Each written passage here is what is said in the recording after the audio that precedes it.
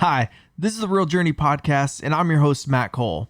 In this episode, I sit down with Ian, owner of Dent Solutions. And if you're like me, before meeting Ian, you probably think this is an auto body shop by the name of it. I can tell you, this is not an auto body shop, and Ian is a master in his craft. Like a skilled metal worker or fabricator, Ian is able to shape dents back to factory condition without having body filler or painting your car. And as I learned, this doesn't show up on your Carfax as a negative hit to your report, maintaining the value when you go to sell your car down the road, even though you can use your insurance to get it fixed. But as fascinated as I was by Ian's skill to take these giant dents out of the cars and trucks he's working on, I was more intrigued by his passion to be the best in his industry while providing amazing service. In business, if you're not first, you're last. And I can tell you, Ian is the best at what he does. During the podcast, he tells a story of going to a local dealership where he asked the owner to borrow a brand new high-end car so he can knock a bunch of dents into it and seamlessly repair them in front of a crowd he was speaking at. And believe it or not, the owner said yes.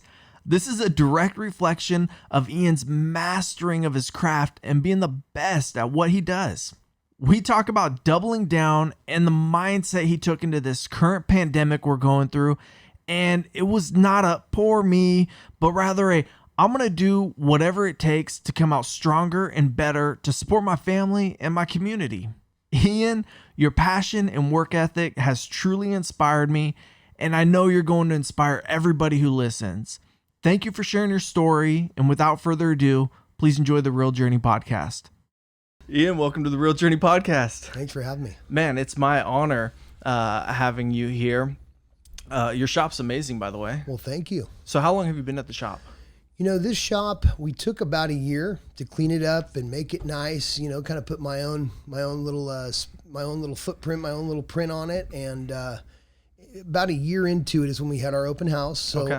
I'm almost 2 years now since I started renting this place. Seems like just yesterday. It does. And so Paintless Dent Repair. I remember first hearing about that and not knowing like what that was and what that meant. Can you explain that a little bit? Sure. You know, Paintless Dent Repair, for years I've always, you know, thought, hey, this is the way to sell it. You know, the whole definition of it is painting, you know, not painting cars, not having to paint them, but removing your dents. Yeah. And doing it in a high quality manner to where you cannot tell that the dent was ever there, keeping your factory paint. So virtually this, you know, has just grown in the last 30 years that I've been into it. Yeah. You know, tenfold, where it's virtually the only, still to this day, thing that you can do to remove dents in your car that adds the value back to it. Everything else takes it away. You get a Carfax report. You have to paint your car. There's always something that diminishes the value of your car. Paintless Dent Repair done at a high quality level is the only thing that adds it back. I didn't know that. Yeah. So is it, can people get insurance claims, go through insurance, and still doesn't go on like a Carfax as a negative hit? Most definitely. In fact, you know, you figure this, if you have to explain to somebody when you go to sell your car eventually, because we all do, you know, you go to sell your car and you have to explain to them why, when they went and did a little background check on your car, it shows a Carfax report that says your car was in a collision. That's all it says. Real blatant. And the right front fender, right front door were repaired and repainted. So now you have to explain that and say, no, really, sir, it was just a little, you know, shopping cart or whatever. And they're thinking, They're thinking frame damage, whatever, right? Yeah. But in the meantime, it virtually has dropped your value to your car. Sometimes $2,000-$4,000. I've heard of $8,000 to $10,000 depreciation values on some high-end cars, just because it has that report on it. Where Paintless Dent Repair, you know, even if it did report, they'd go, I don't see anything, and it's the factory paint. The value of your car is right back to what it was factory at with these miles when you're trying to sell it. It really is just an absolute win-win situation when you use Paintless Dent Repair, like I said, and you have someone that does it at a high quality level. I didn't realize that. Yeah. That's good to know. Yeah. And it's an art, because I did some research and I was looking like, okay, what, and it is a skill set. It is. It's a learned thing. It's not hot water. It's not Yes. hot a water. suction cup. Yeah. Yeah. Paintless dent repair has evolved, especially in the last 15 years. I mean, just leaps and bounds with people that have really tried to understand every aspect of it. And I still to this day, after 30 years, learn every day on something. It's like, oh man, I wish I would have known that, then. But it does. It makes you a little bit faster. Yeah. It makes you a little bit more efficient, and your jobs are much more high quality when you have access to all the things you have nowadays, like tool manufacturers, every type of tool. Yeah. I mean, things that you would have never imagined that would work, or even try to, imagine to make it work. Now they're producing them, and you can go and buy them. There's stores that you can buy these tools, but the biggest thing about all of it is learning how to use it. For sure. That's the art part of it. The skill set, people can use a hammer and a skill saw, Right. but they can't build a house. Exactly. You know what I mean? Exactly. So it's a skill set for sure. And how large of dents can you get out? I like to challenge myself. Okay. You call it extreme dent repair. Okay. And I think you've seen a couple of them, like that one bedside on that Chevy Silverado. Gentleman here in town owns an electrical company. Yes, yes. And what was it, Owen Electric or something like that? Yeah. But he had contacted me and showed me his dent, and I got to tell you, I mean, it was like fingernails on a chalkboard when he pulled up. It was huge, the whole right bedside, from jackknifing a trailer into his bedside. Yes. So I think his minimum bid was like $5,800 to fix his truck. No kidding. New bedside, paint. Well, just like myself, we can't be down without our vehicles because all our tools, the stuff that holds our tools and everything else. So he was in the same boat. He's like, man, they're saying 4 weeks to repair this. Yeah. And new bedside and everything else. He goes, man, what can you do with it? And I was like, well, you work with me. I'll spend 3-4 days on it and make it work. I allotted that much time, and I charged him, it was less than the body shop bid. Yeah. But it was with respect. I won't name the price, but it was with respect that, he respected, that this was an art and it's going to take a long time. So I had I'd like to say about 40 to 42 hours into this total. Gotcha. And it just, I mean, when I'm all done, I can't tell you that I didn't want to call it a couple times. Just go, man, what am I doing? But then when you start getting past a certain point and you see that you're making progress with this and the metal's moving finally and you're getting it out, it really is an accomplishment. I live for that. I love it. Yeah. I love that. It's like a fourth quarter football. That's what the facade that I paint, with it is, man, if I'm going to tackle this dent, I'm going to see it through to the very end. I'm going to do the best job I can. Yeah. I'm going to get paid for it. Yeah. And that's what happened. So. And what if you couldn't get it out? Then I eat it. And that's my whole policy is I give 100% satisfaction guaranteed. So I know enough, been doing this long enough to where it is so rare. I can't remember the last time that I promised something to somebody and I wasn't able to provide. Okay. But when you do these extreme dents, you are on the fine line of what the paint will, let you move it and everything else. We have different tricks to keep the paint hot, to move it and things like that. But every once in a great while, I think there was one last year that got ahead of me, and I had to call the customer and just say, hey, no harm, no foul. It's better than what it was before. Yeah. And at least now, you go into a body shop and they're not going to want to replace the fender. They're going to actually fix it. But since you didn't fix it 100%, you just said, I here's didn't your fix keys. it to where I said, yes. Thanks for giving me a shot. Yep. That's a great policy. Hey, it just shows you have integrity. It does. And a lot of people don't have that anymore. Everything's like, I ordered some masks online. Right. And $80 right when this pandemic started. Website disappears 2 days after I just scammed. And so it's like, man, and so to have that, it's like, well, I'll invest my time and go, and if I can't get it out, it's all for the future. Even if that customer at the time you weren't able to take care of them, you still took care of them because either let's say you gave them some advice, or like in this instance they trusted you, and you told them, I'm going to either get this out or you're not going to pay for it, And I can't tell you how many times there's been an instance where I'm just not happy with it, and I'm telling the customer, no, I'm not happy. And they're like, what are you talking about? Can't see anything. This is incredible. You've done.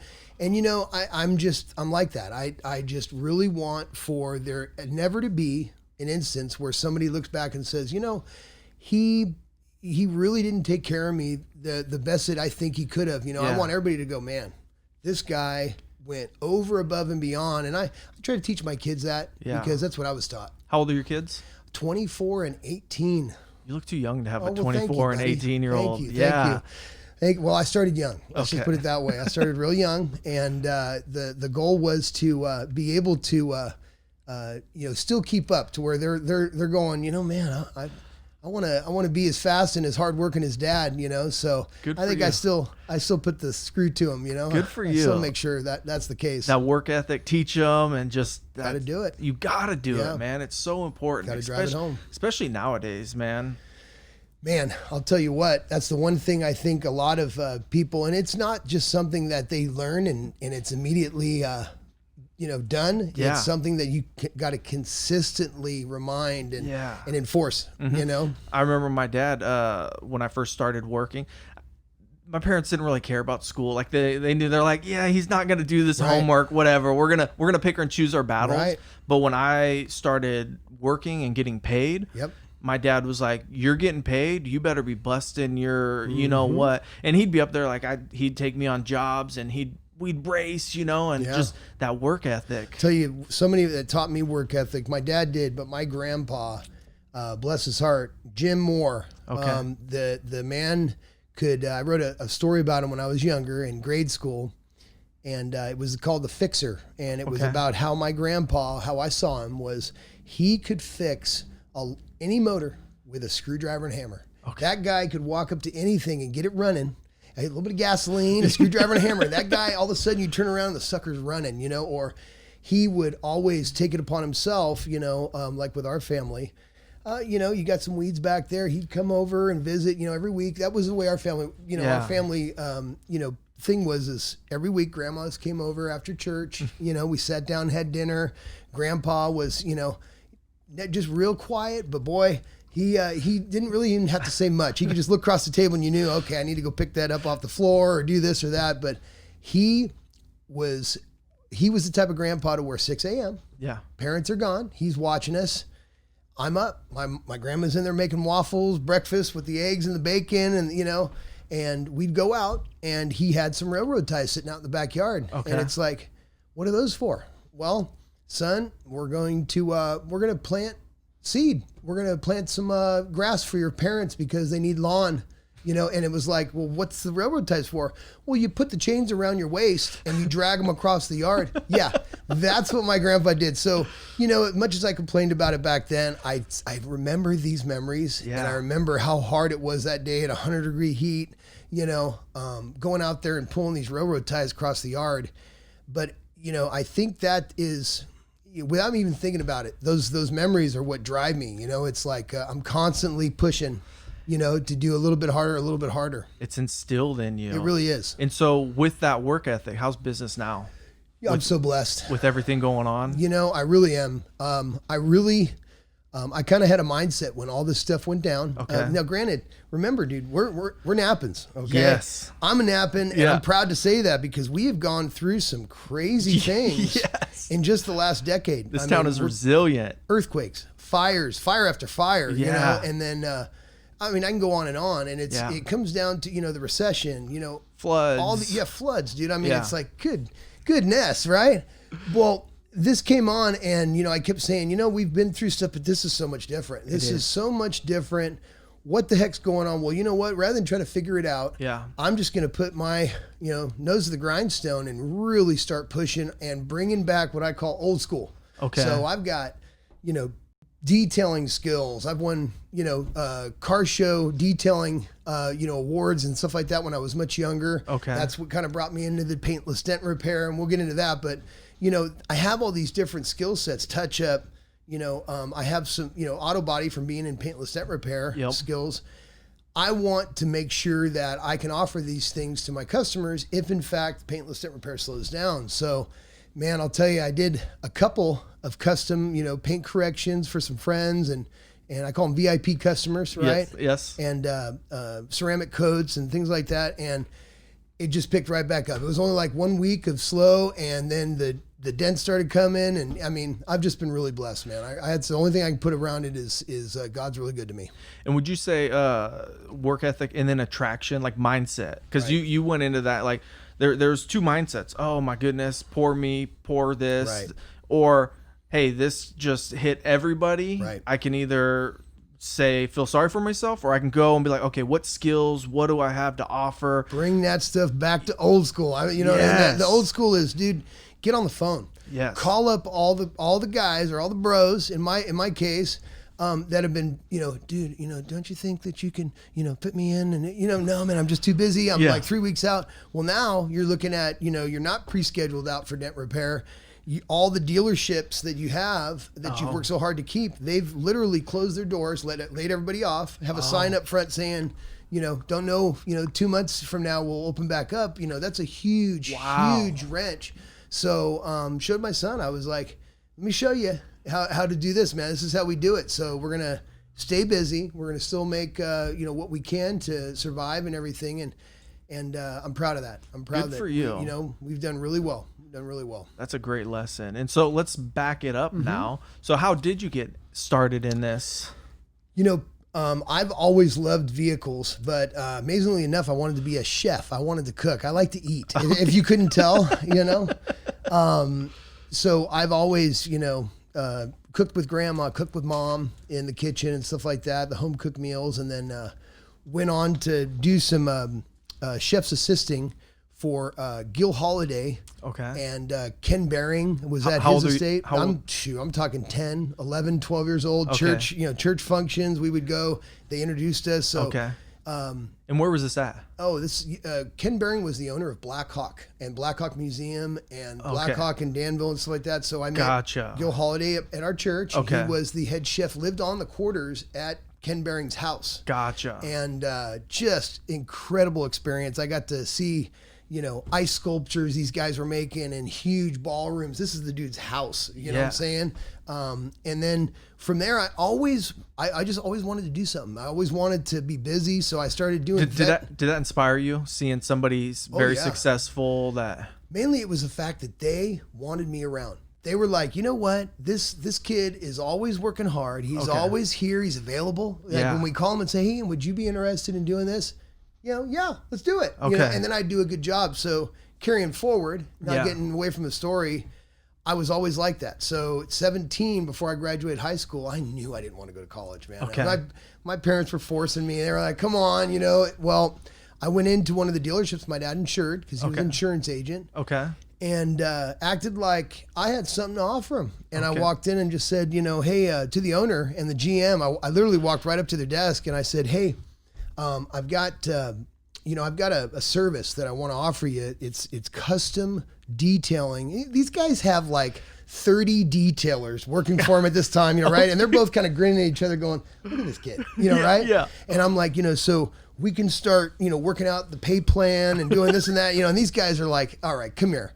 We have something else. Have you ever heard of dent repair? And it was like, no, what is it? Well, they showed me a video, and it was like the total black market, done in a garage, It showed these guys popping dents right in front of you. And it was like, where do you sign up for this? Okay. And they said, this is something new. They're doing it for all the hail that happens. And I didn't even know what that was. Yeah. And he goes, but we have an opportunity. They knew officials through the unions, and they said, we can get a government grant if we can find somebody that will do the training. It's a 2-year grant. We have to have all this done in 2 years. So we got to get a sales team together. We got to get someone that can do the dents and train them. And then he has to manufacture tools. They have to be certified by you and this and that. And I was like, where do I sign up? And the next thing I know, man, I'm on a plane. I'm getting trained. I'm there back at the dealership worrying because it's 3 months in, dude. And I can't do a dent. I can't do one. All these guys are sweating. They're like, man, you better get it, So I kept practicing and practicing and practicing. And then one day it was like, oh my gosh, I just finished a dent. It was like 4.5 months in. Okay. And, using just super archaic wooden bench, old 4-foot 2-bulb fluorescent fixture. And, I had no idea how to place the light or how to look at it, but it was like through every day. They paid me $10 an hour to sit there and just learn what these guys had shown me. And it was very minimum.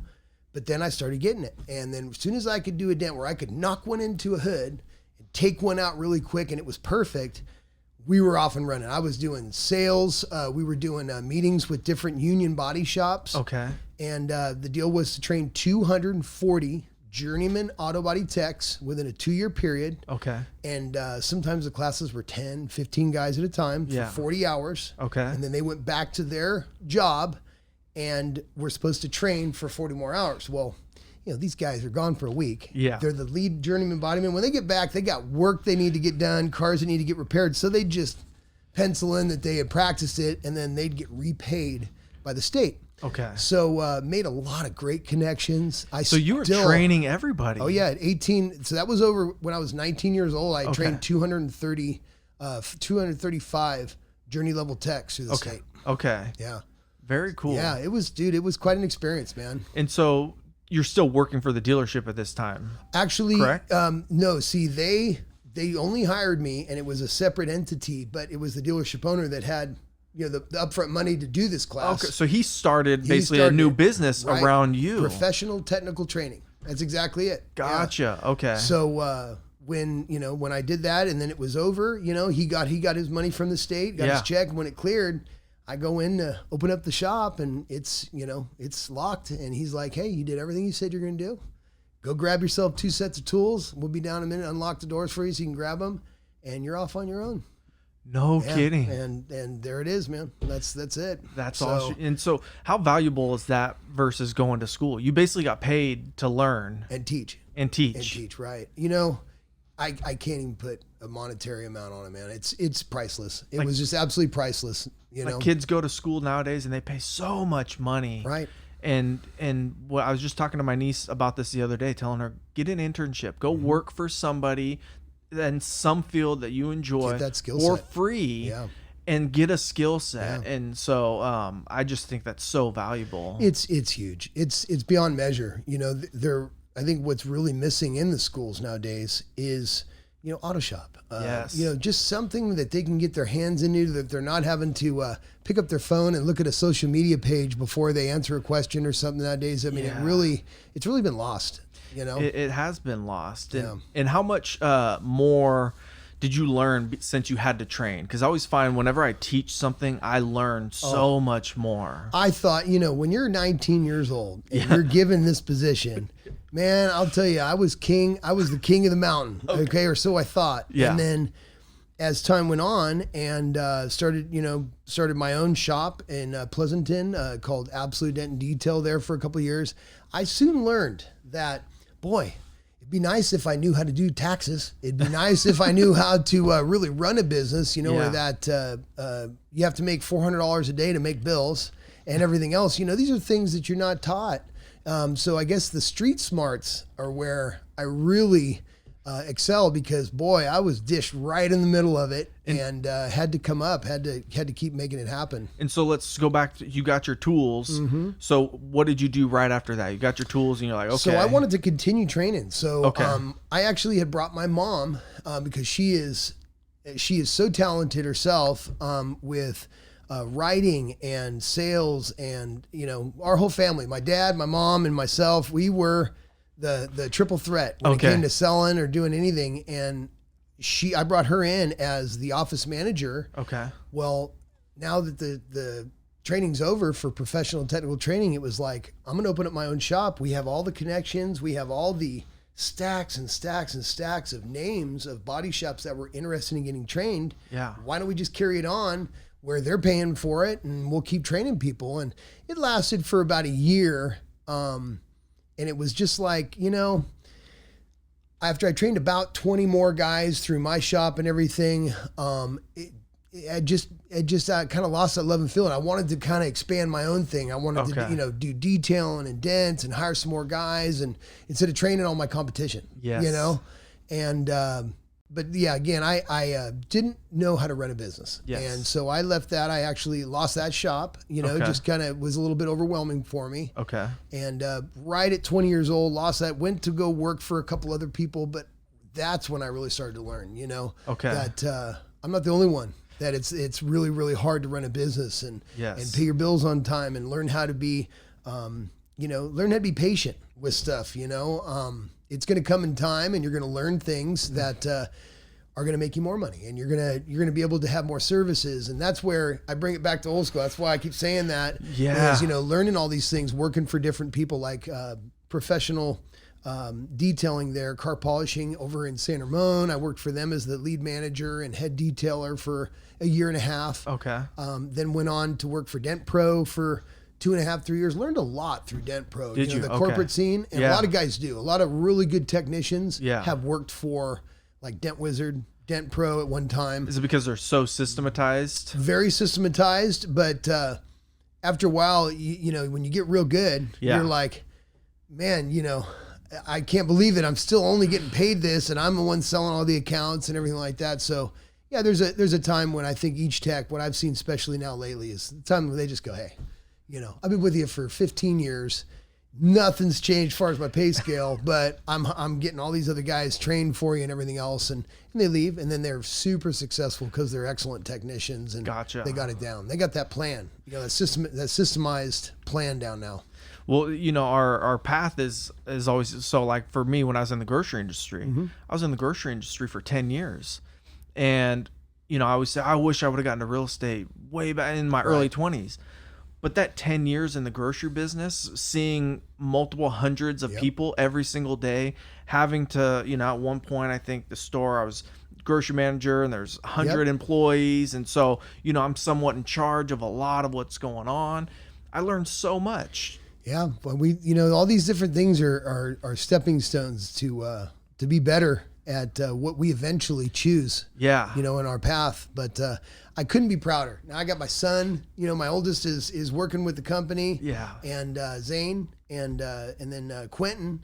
He's working for Mike's Auto Body over here. He chose to go down and put in an application with Mike's, and Okay. he's working as kind of a detailer, shuttle. He's doing just a little bit of everything, and that's how you learn. That's how you learn, man. Is you're put right in the middle of it, right in the middle of the thick. So things are good. And so when did you come to Napa? I came to Napa in, what was that, 90, I want to say 97, 98 is the first time I drove through the vineyards down 29. Okay. And I couldn't believe it. It was like, I'm going to live here. This is killer. It's gorgeous here. Yeah. And I'd born and raised in Danville. So amazingly enough, I'd never driven into Napa, never seen it. Okay. And was here because of, was hired with Dent Pro, and they needed someone out here.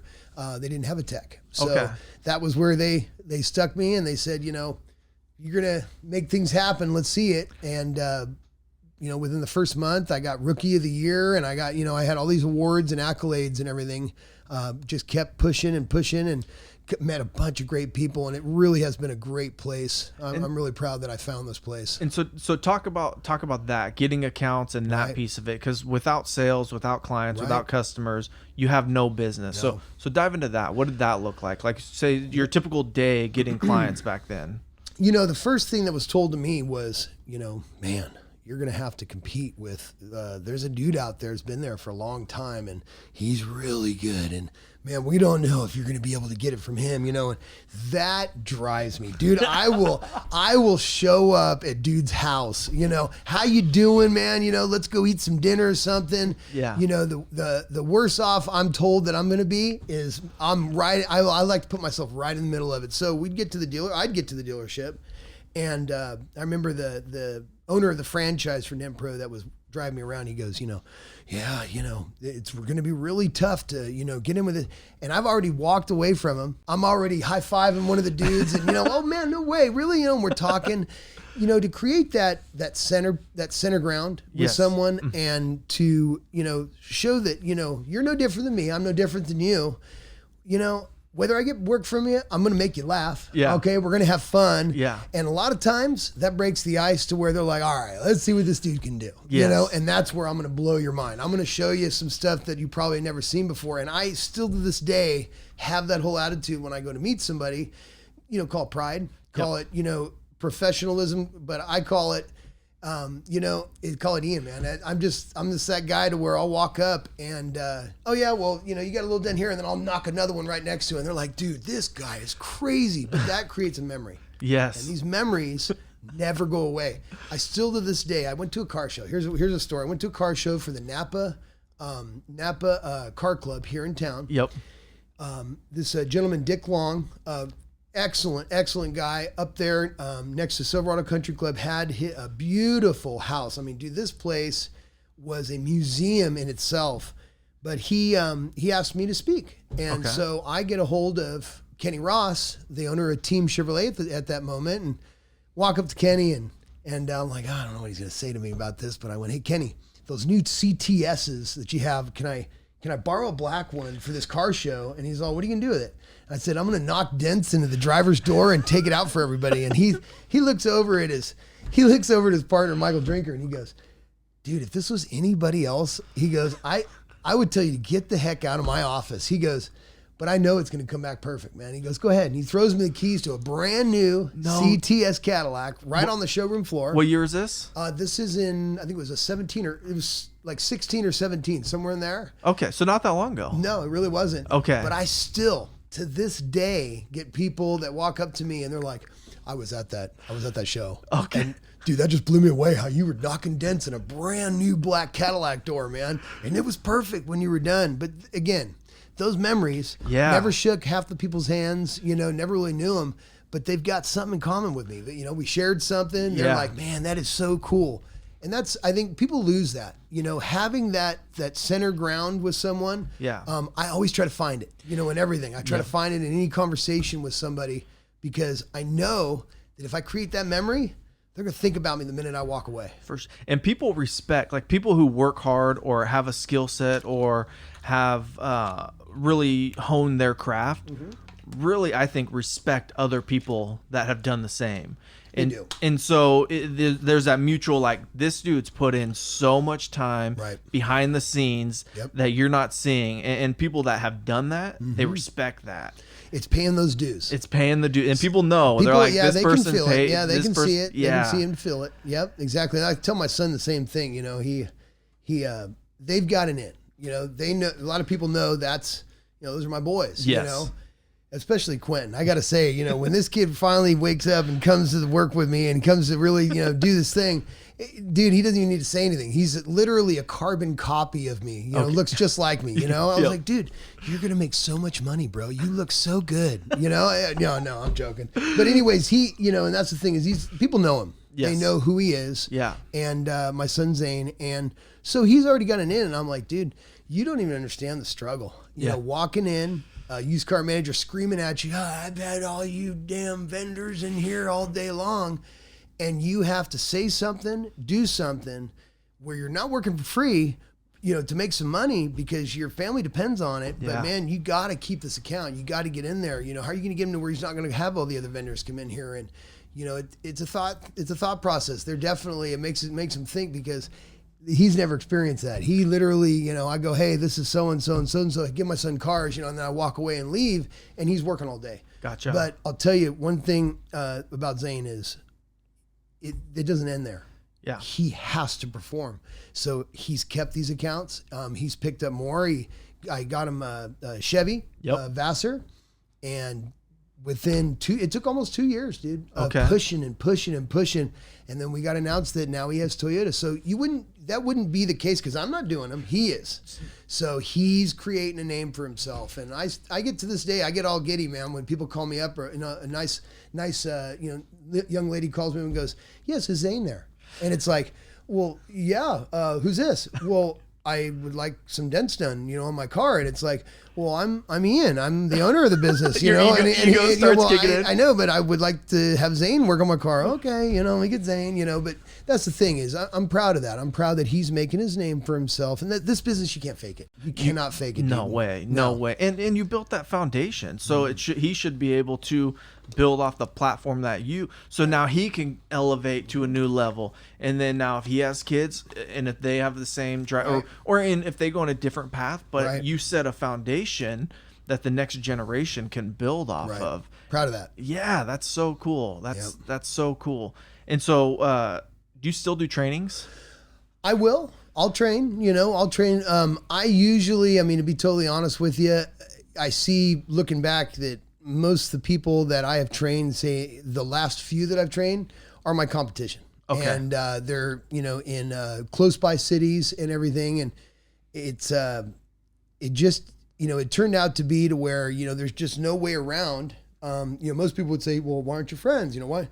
This is business. Business, yeah. Business is business. And when you're, so close to one another and you're getting accounts and businesses that use you and exclusively, and then, you see that there's people aren't very trustworthy, and you have to protect yourself, Well, you have to protect your craft, your skill. So I'm kind of like, when people ask me to train, I'll usually shoot out a number that's so they can go somewhere else, down south and be trained for a quarter of the cost and learn it. Yeah.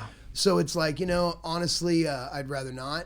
But if someone really wanted to learn, and they wanted me to train them and wanted to pay, what I would be asking. I know it sounds weird to me to say that, but honestly, it's like I'm so busy with what I got going on.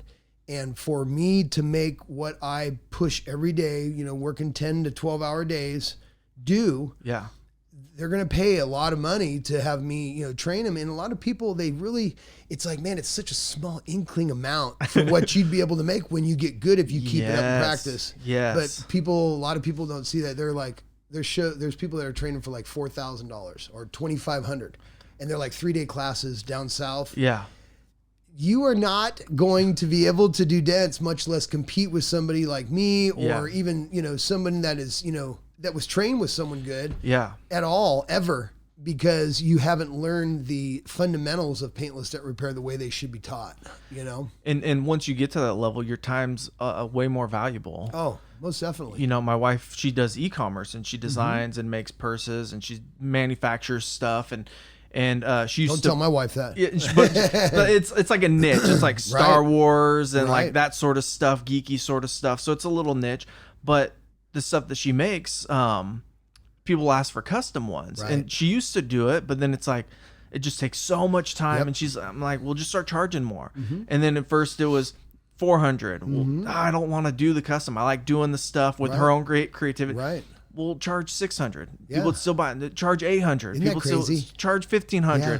And then so it's like you're saying, it's like, well, just charge more than you think that it's worth. And if they say yes, you feel comfortable because you're like, good, I'm being compensated for my time. That's exactly it. If somebody wants to pay, what I'd be asking for training to where I know it'd be substantial for them to learn it and to be good at it. But here's the catch-22 about dent repair.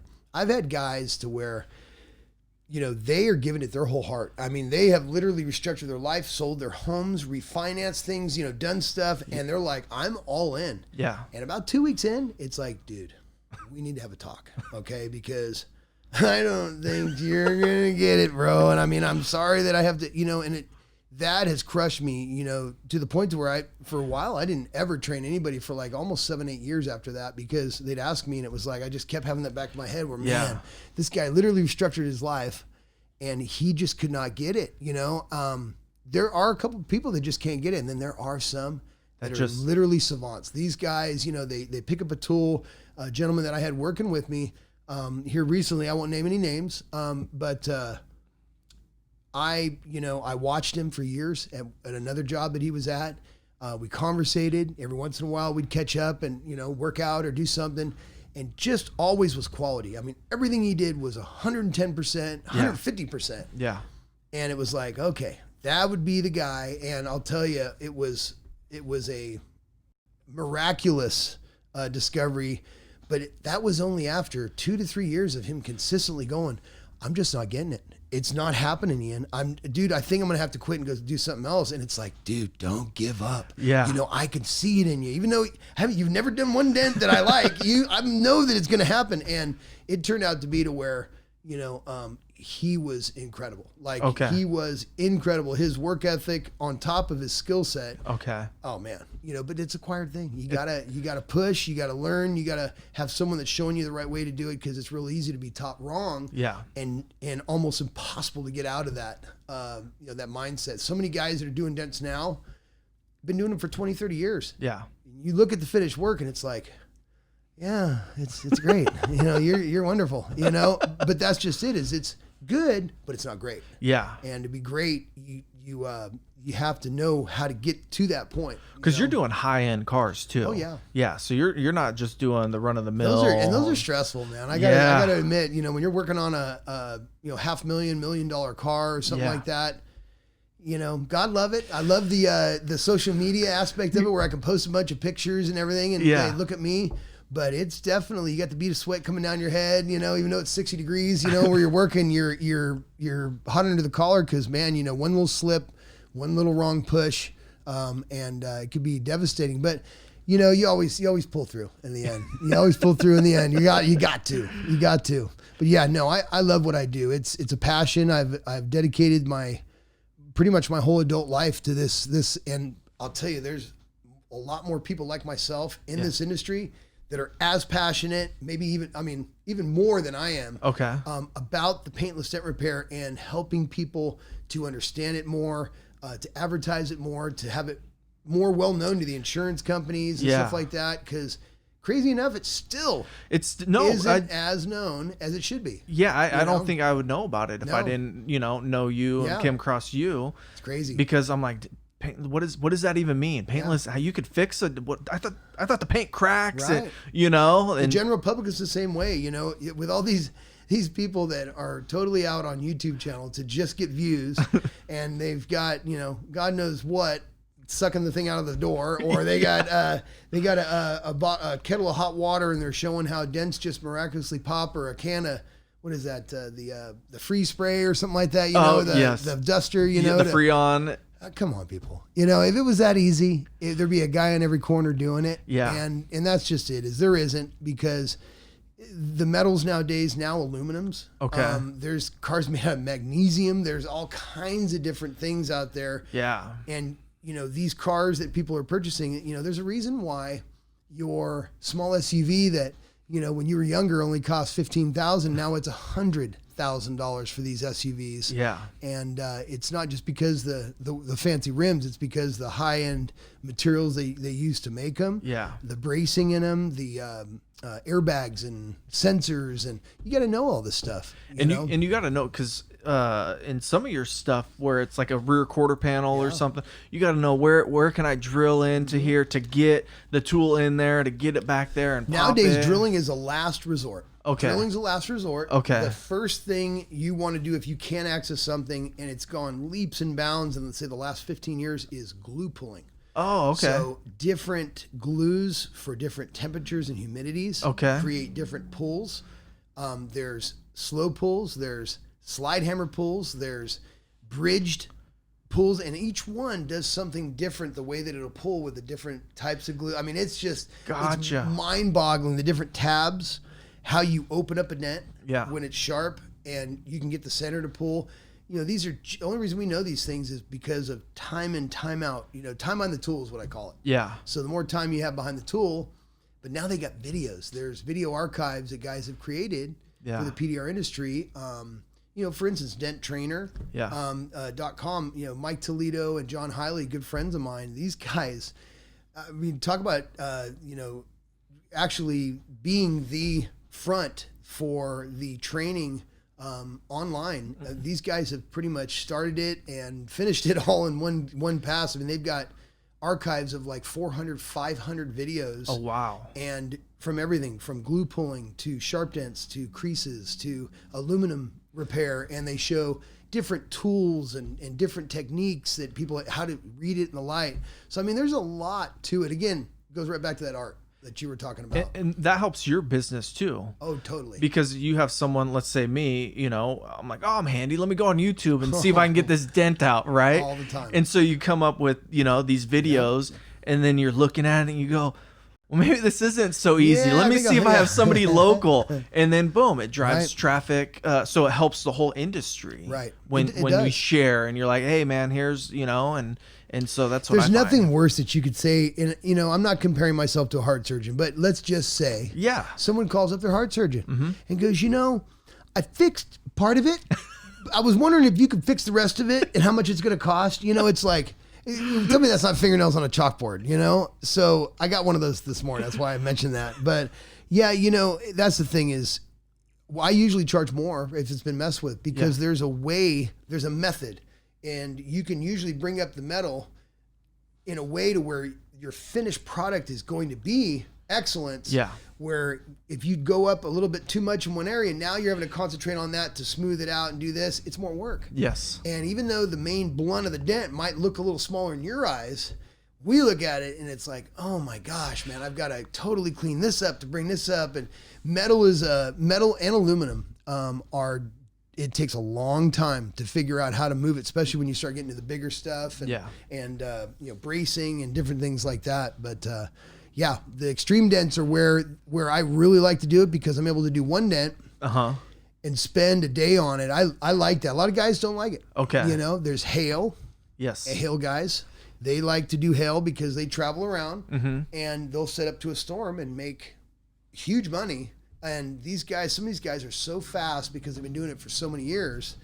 They'll do a whole roof with 600 to 1,000 dents in 4 hours. Shut up. Oh, dude, it's incredible watching these guys. Wow. But then, I come up to it because I don't do that every day. Yeah. And I'm on that one dent that's on the roof, and there's 599 more to go, and I'm on it for an hour, and it's like, gosh darn it. It's all the tack, But then side panels, I go over there, knock out a whole side, the whole side of the car, and these guys are like, you're already done? And that's the kind of putting it in perspective that the more you practice the one specific thing, you're going to get better at it. So I really have delved into these extreme, repairs, and I get a lot of pictures where it's like, no, that's actually going to be, body work, but it's best to check with somebody that knows how to do these big repairs first. And what's the best way to people? Just send a photo. Okay. Send a photo the same way you see it, the same way it bothers you the most. Yeah. I tell people this all the time. They go, well, I can't really pick it up in a camera. Well, it's you and I both know it's because they're walking up to their car from inside the house with the phone already, in the camera right there. And then they walk up, they put the camera about 2 inches from it. They're like, I just don't see it. Well, that's not how you're looking at the dent. Yeah. And that's the thing is you catch a reflection. You look at the side of a house reflecting onto the panel while you're standing 45 degrees from it, a couple feet away. Gotcha. That's the same way that it bothered you to find it, to think about using dent repair. That's the same way you stop, you see it, you lift your camera and you snap a picture and send it over. Gotcha. Okay. That way I can tell usually the kind of car it's on, the panel it's on, where it's located, on the door or on the fender, wherever, and let them know that this is something that I can do. And a lot of times I can give a price quote kind of from to, depending on the size of it. But multiple dents, usually I just want people to send me the worst ones. Yeah. Because those will be the ones that are the deciding factor of, if you can't get the worst ones out, then why would you mess with the small ones? You see my reasoning on that? I do, yeah. And you're mobile majority, right? Mobile. I'm mobile. I'm mobile, yes. And we are mobile. And then I had been mobile for, virtually my whole career. Yeah. And then this 2 years ago, I opened up this shop here. Yeah. And I have to say, it is really nice. And I do have plans in the future of expanding the in-house repairs. Okay. And bringing on some more people for mobile. But I can't do away with mobile completely. I have a lot of people that depend on me, and I do business with, have for years. Yeah. So I go all over Marin all the way to Sausalito sometimes. Okay. And then I do, Vacaville, Fairfield, here in Napa, up all the way up to Calistoga, all the way to Vallejo. Okay, so you're putting in time on the road too. Oh yeah. Okay. Yeah, we both do. So all the dealerships, like my son is taking care of the ones that I've established for years, and I'm down a guy, so I am in the middle of looking for somebody, but I'm in no rush. We'll figure it out. So what does that look like, expansion? What would your ideal business be? Because right now you're still the heart of it. You're still going out. Like, do you see yourself ever stepping out of it and just training your son and a couple I think it's going to be a not my choice. It's going to be eventually, it's going to be the body is going to say, because this is very taxing. Yeah. I used to never say that. And Okay. I just had my birthday here this weekend, man. And I got to say, all the talk from all the buddies and the dads and the grandpas and everything, it's coming true. You start feeling a little ache here. And it's like, you're literally punching a bag all day, every day, 10 to 14 hours a day, 6-7 days a week. And years and years of that definitely takes its toll. So I think that this is something that, if you're not doing extreme dance, you're just doing the small little things. You can carry on and do whatever. But I really think that the small dents are starting to get, they're starting to get carried over to a point to where even those are hard to do because of the types of materials the cars are made out of. Yes. The aluminums aren't easier. They're not softer. I would think it's harder because they're softer. It's a different type of It doesn't movement. pop, right? Yeah. No, and metal doesn't pop unless there's a round curve and it's just a soft. I mean, it has to be just the perfect dent, and it might go pop a little bit. Okay. But now you still have the metal that moved to the outside. You got to know how to form that and put the pressure back in the center of the dent. So there's crowns and things, just like you knock a dent in the middle of something that's curved, the outside of the dent will push up and out. Yes. So the metal never left the panel. Yes. If you go and you just do this, It's are you still, touching these two spots here? No. Now you have a boop. You got to bring this up a little bit, then bring these down. And you have to do it in succession to where it's equal and you bring it right back smoothly. Okay. To keep the paint nice. It's an art. It is an art. It's an art. I mean, no matter how you break it down. Yeah, it is. It's an art. So the more you understand it, the more dense you do, the better you get. And are you into any personal development, business development? Yes. I hired a business coach about 4 or 5 months ago. Okay. And I'm in the means of probably going back and doing another one. Doing another business coach, because I did grow quite a bit in that little bit of time. It's expensive. It's not cheap. It is not cheap to source somebody that is going to motivate you, that you're accountable to.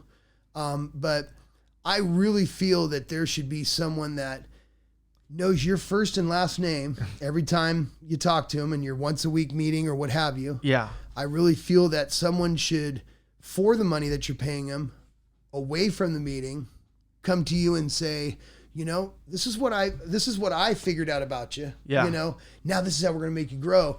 Instead of, so your business is, the dent dude. And then it's like that right there is, I think that's where it kind of drove me to where it's like, I need to kind of source some different coaches, but I'm totally for it. I'm totally for it. In fact, the businesses that I've seen that really grow, they have some kind of mentorship, they have some kind of business coaching and that's how they move forward. What were some of the lessons or some of the things that you took away from the coach?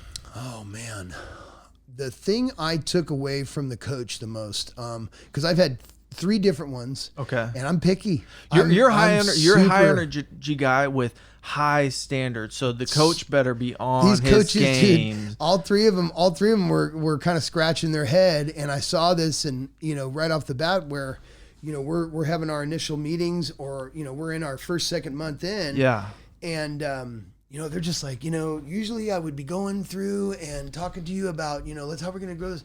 But man, I really don't see that path, So now we'd spend, 3, 4, 5 months. I'm still paying, right?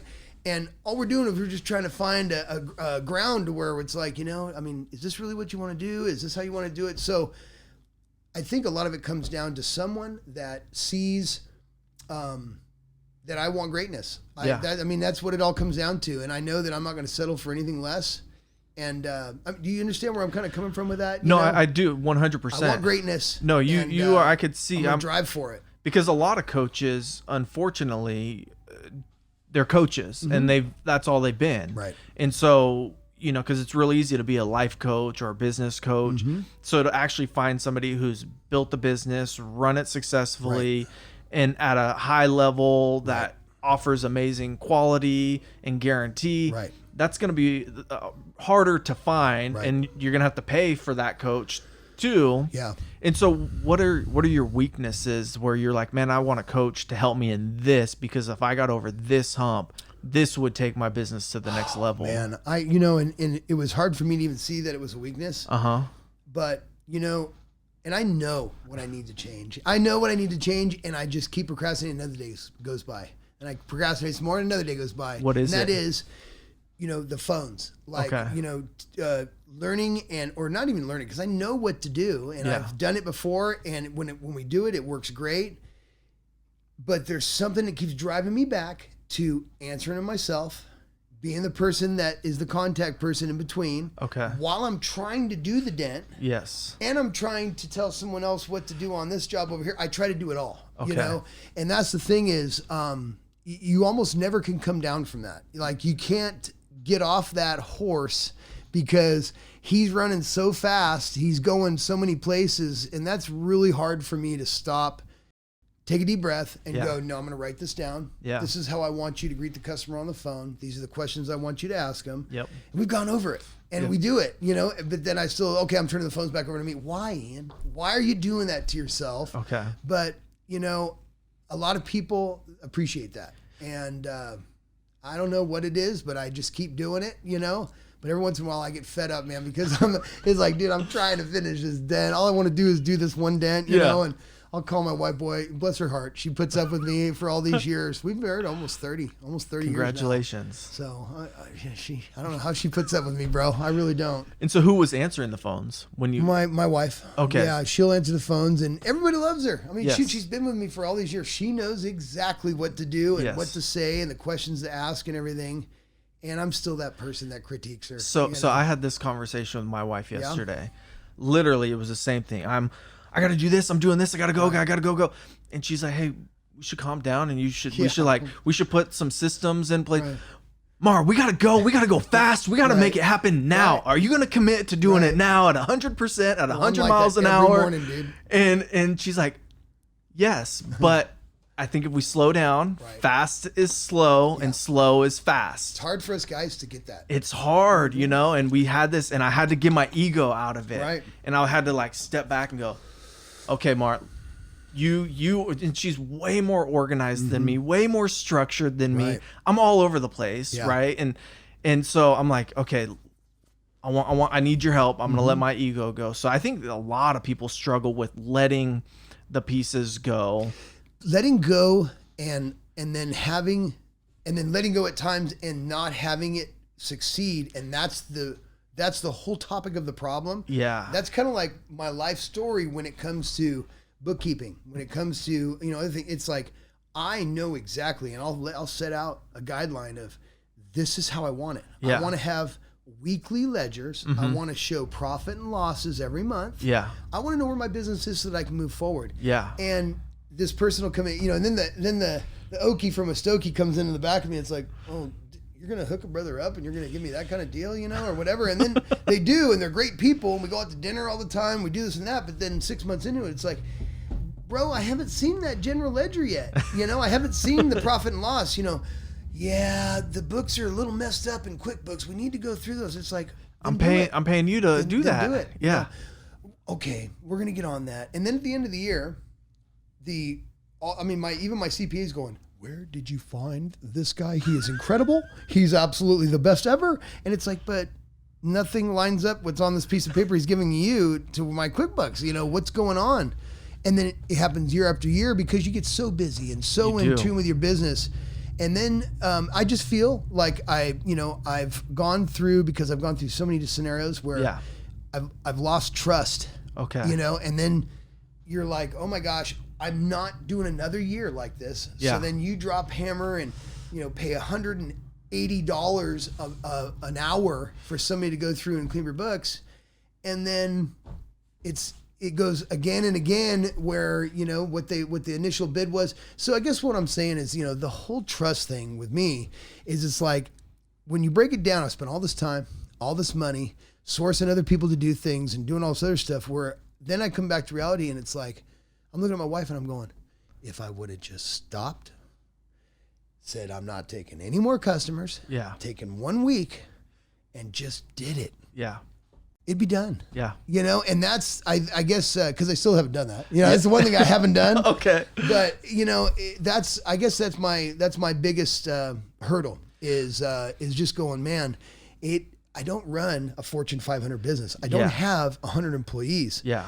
Why is it that this is going, you know, like this? You know, certain instances in life. Now, granted, I have it really good, dude. Yeah. I mean, but that's just it. Is I'm OCD. It's like when I detail something, it's never done. I'm never. No. Pull it back in. I need to do over this again. Okay. Dents. I still see it right here, you know, and people are like, dude, it's good. It looks perfect. But that's like every aspect of me, man. I have to have my books right. I got to have my finances right, because I do not like to be caught up and go, man, because I got caught slipping here, now I'm having to pay for it. Yeah. You know, I don't like that at all. And then taking a week off is what stops you from doing that? I love what I do, dude. Okay. So it's like, you know, I complain a lot. Yeah. I'm a complainer, you know, all these calls and all this stuff. But dude, I got to tell you, there's nothing like having a job where every day you make people so happy. Yeah. And especially on a retail base of this, you know, if you go in and you do just wholesale, they've seen guys take dents out. They've seen you, you know, you're just another vendor that's trying to pull money out of the dealership every month. So you're just that other guy. But when you start to be able to do the private customer cars and stuff, and you're doing them, and I mean, I've had people, you know, I don't even know. And I'm away from my truck. I'm in a shopping mall, okay? And they're coming up and the moms are hugging me. You did my daughter's car and you did the greatest job, you know. But that really is what I love. You know, guys all the time, dude, you know, you need to not work to live, you know. You don't need to live to work. Yeah. And it's like, bro, I'm having fun. Yeah. You know, I got a killer shop. I'm right in the heart of Napa. I'm just super blessed, man. I like doing what I do. You know, I really do. And so what does the future look like for you? Because as you're saying, the body's starting to get a little, so. As much as I don't want to admit it. But as a business owner, it's like, okay, well, what does that future look like? The business plan for me, man, is you know, continue. I really believe that God puts things in my path. Yeah. Has since the beginning. Yep. And you have to be available. You have to be available. You got to be connected. You got to be connected and available. And so that, you know, that's kind of where, you know, I'm at. My business plan is I'm ready at any given time to go the next step. I've got, you know, I've got too much work. Yeah. I've got all kinds of accounts that are holding off on, you know, pushing more work and this and that, just because they want to keep me there and stuff like that. And they would also totally appreciate whoever I bring in. Gotcha. But that's just it, man, is I've had people that I've hired. I've had people that have come in, and I know this is a battle that I'm trying to fight right now, man, is that whole deal where you thought you were giving somebody the world and you thought everything was great, and it was. Yeah. And then, dude, literally one day the carpet gets pulled out from you and it's, no, actually, I'm out of here, and thank you very much. You know, I'm out, and goodbye. And it's like, you know, man, I had that business plan set with him, and I was bringing on another guy. So I've just got to, you know, that's one of the things, that's one of my biggest turmoils right now is with myself, is just kind of trusting, you know, guys and bringing them on, because you train somebody. You make them good. You show them all of your tricks. Yes. And you think, you know you have tricks, you know, and these tricks are what's made you successful. And then they come on and they learn them, and they're doing really good. And everybody's raving about them and everything. And then they either leave, and they go out on their own. You know, and that's tough. That's a tough one. Do I just stay like I am? Yeah. Or do I, you know, what do I do? So I don't know. I'll figure it out. But again, I guess that comes down to abundance and just being like, there's enough for everybody. Right. And I got to take that. I got to pay my dues and training people. Right. And then that's hard for me, dude. It is hard. For a lot of people. It is. Yeah. I think that's why most small businesses stay small, is because to get over that hurdle, because it's a different skill set. Right? You going out, you're like, I can knock this dent out, no problem. You going out and having to sit there and train, so it's patience. Right. It's, you know, it takes longer of your time. And they get it, and they're doing it, and now you don't have to do it anymore. So now you're starting to see the good life. Yeah, but you're starting to go on some vacations. But that's an investment. Yeah. And then bam, it gets pulled out. Now you're right back to square one again. It's like, oh my gosh, me and my wife have had several conversations about this. This is a tough conversation. It's a hard one to decide, what do I do? Yeah. I'm not getting any younger, but I do have a card, a hidden card, and that's my boys. And, family's family. My son is, I can't even tell you how proud I am of my boy. That's awesome. And I know it's coming with the other one. It's coming, I'm feeding little seeds here and there. So do they enjoy doing it? They never did. They hated it. They didn't want nothing to do with dad, right? And then when the topic of money came into it, where they had to actually support themselves, the $14 an hour jobs and eating top ramen and barely been able to make it definitely will make them see a different light, So that's what did it with Zane. And then Quentin, same way, of course he's only 18, but he's doing really good, man. He's, like I said, I get a call from the manager and he's like, "Hey, Ian, I just need to tell you, dude, your son picked that up immediately, first day, dude. He knows how to cut and polish." Yeah, you think it's because he picked it up the first day, dude. This kid's been telling me he doesn't know, but he's been watching dad the whole time, Yeah. So that's exciting too, to say, he's been watching me, he's been watching me this time. But no, I think that if I can build this with my boys, and just have that family atmosphere where, I put my son here. Yeah. I mean, that means leagues to people. I can't tell you how much business I acquire from that. Yeah. Where people are like, send your son over. He does a really good job, man. You have done a really good job. So I'm really proud of that, man. I'd like to have both my boys in. And because if you had both of them in and then you said, I'm going to focus on bringing business in, right. You guys focus on taking care of the business. Right. And then it's like you said with your mom and your dad, the trio, right. The dynamics of that, that could be really promising. Shoot, I've already started it. Yeah. Might as well carry it. That's awesome. So yeah, I'm having fun with it, man. Awesome. Having fun with it. So I got two questions to finish it out here. What advice would you give your 20-year-old self, knowing what you know now, knowing where you want to go? What would you tell younger Ian? Well, save your money. The toys really don't matter that much, dude. You can have them later on when you invest it right and do things right. Hindsight's 20/20. Always. And I know, even in our lives, in my life, I've always said, man, if I would have, not gotten the second on my house to pay for dirt bikes and do this, and I'll be honest with you, living the dream, you're like, oh, the economy is good, I'm making money, and then bam, something happens. Yeah. It's the world. It's humankind. It's life. It's what happens. And there is no getting around it. The talks that grandparents used to have with you about the depression and everything like that, I think times like this have really shown us that it's not too far away. No. And it could go just by the blink of an eye. Blink of an eye, right? So invest in yourself, invest in your future financially, to where, there's so many different ways to do that, even on a 10-year plan. Yeah.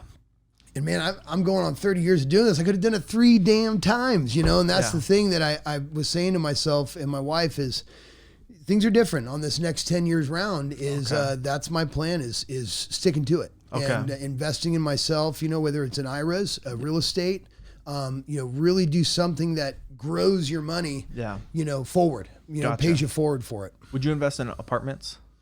That's an incredible investment. Would you? Okay. So you'd be interested in something like that? Oh man, that would be an incredible idea. And, I've had several people, hit me up. What's the one guy that's on he's driving the G5 jets, and he's, Mr. G Money. What's it? Gosh, he's the newest, latest, greatest thing. Sales trainer? He's like a sales trainer. Grant Cardone. Yes, Grant Cardone, right. And he's the apartment king right now. Oh my gosh, dude. But yeah, no, that's, is there really places, here's my whole thought process on it too, and I know it's because I'm naive. Yeah. But is it really accessible to even find these apartments or anything else when there's so many wealthy investors and real estate people that are out there just soaking them up the minute that they come on the market, no matter where they are? If it hits the MLS, no, you're not Right. going to make money on it. Right. You got to find something off MLS, Right. something somebody owns that's out of state, that's been paid off for years, and you've got to go knock on the door, Yeah. Figuratively, Right. hey, do you want to sell your apartment? Hopefully that apartment is not 100% occupied. Right. So that way, it's a depreciated value and Right. you can go and fix it up, get it fully occupied. So there's ways, but it's not cut and dry. It's not like, oh, I'm going to go buy an apartment. Let me go online. Right. No, you're not making money. That's the next level with all the people that have the money and, Yeah. and are buying and selling them quick. And Because it's tough. they have money and they're like, I want Right. my money to be safe. So Right. I'm just going to put it in this apartment because people need places to live. And so my next question segues in this. What would Ian 10 years from now be telling you to do right now that you're not doing? I feel like I'm with my business coach, bro, right now. I feel like these are the questions that I had with my business coaches. Wow. Probably the same thing. Dude, did you really need those toys at those times? I'm a toy guy, dude. I don't know. I'm one of those guys, and I joke about it and everything, but it's probably going to be the truth.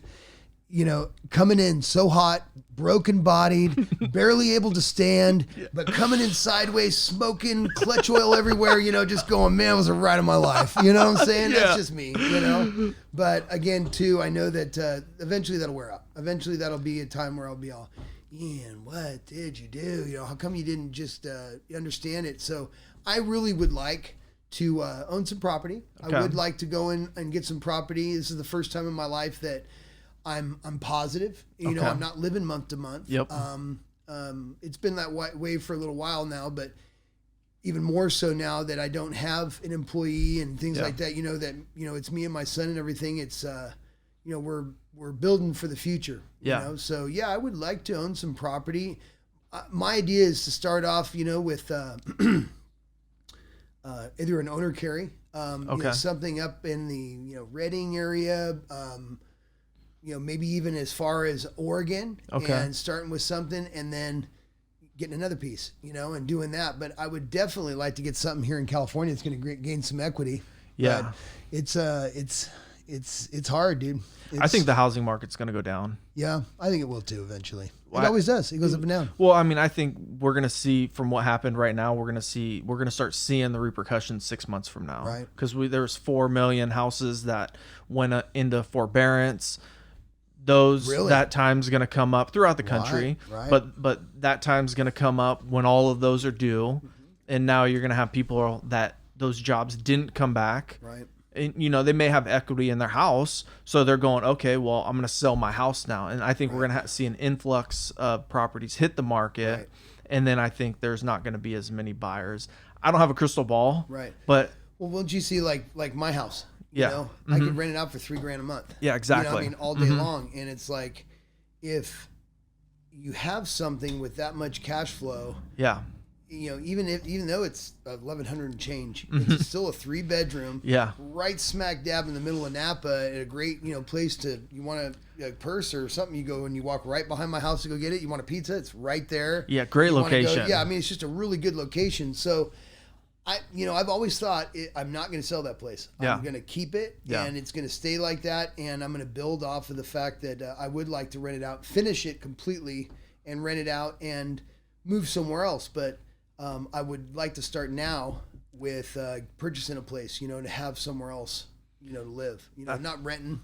And stuff like that. So For sure. It's a plan, dude. It all comes down to the plan. It comes down to the plan and having it clear and you know where I can get like 2 more hours a day just in my schedule, bro. Just 2. That's all I ask. You know? Yeah, but you got to invest a couple months ahead of time to train those people to give you those 2 hours. I know it's a catch-22, dude. Yeah. So then, Ian, thanks for being on the podcast. How can people get a hold of you if they want their car done or just want to follow you? Anywhere you look for the Dentologist online .com. You will find my website for Dent Solution. Okay. Or you can phone me at my mobile phone, which is 707-333-1820. You can also send photos, videos. Even what's great is when people send a small little video clip of them walking by their vehicle where the damage is. that shows a lot, Yeah. and I can usually answer most questions, but this will help get the ball rolling. Gotcha. And give me a little bit more understanding of what they need and how I'm able to help. Man, I appreciate you sharing your story, and I'll put all the links down below so Awesome. people can check that out, man. Awesome. Thank you, Matt. I appreciate you having me on. Thanks, Ian. All right, buddy.